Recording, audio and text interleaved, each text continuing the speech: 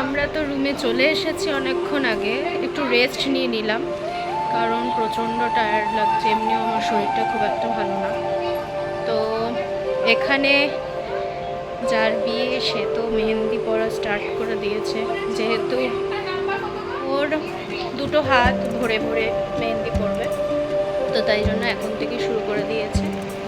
আর আর আমরা পরবো রাত্রেবেলায়, কারণ আমরা পারফর্ম করবো সন্ধেবেলায়। তো তোমাদের দেখায় যে ও শুরু করে দিয়েছে। আসলে ওরও খুব টায়ার্ড ফিল করছে।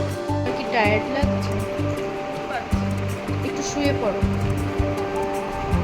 খুব সুন্দর করেছে।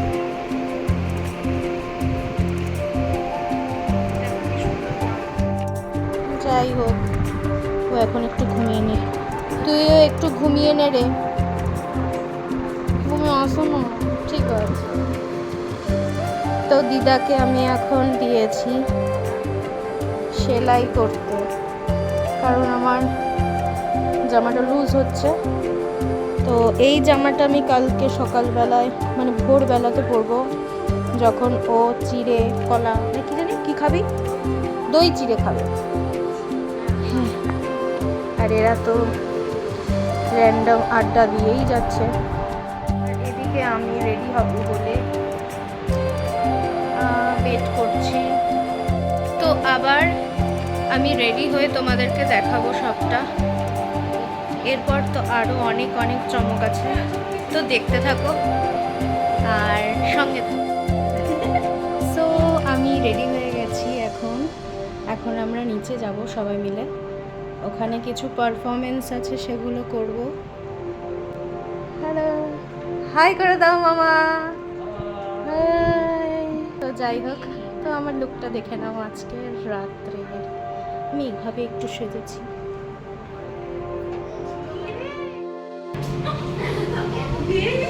তো আমি এখন নিচে চলে এসেছি, তো তোমরা দেখো।